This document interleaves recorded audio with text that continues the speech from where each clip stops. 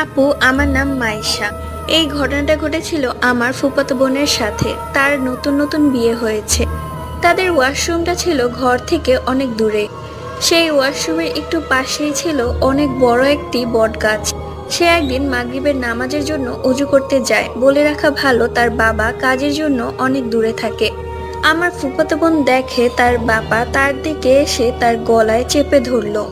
তারপর সে এক চিৎকার করে অজ্ঞান হয়ে গেল। তারপর বাড়ির সবাই মিলে তাকে ঘরে নিয়ে আসে। তারপর তার শরীর নীল হয়ে গিয়েছিল।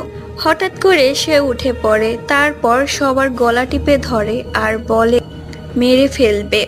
আজকের এই ঘটনার টুইস্ট হচ্ছে মাইশা আপু তার ঘটনায় কয়বার তারপর লিখেছে। তোমরা সেটা বের করতে পারলে মনে করব তোমাদের অনেক বুদ্ধি। সবাই কমেন্ট করে জানিও। Bye bye.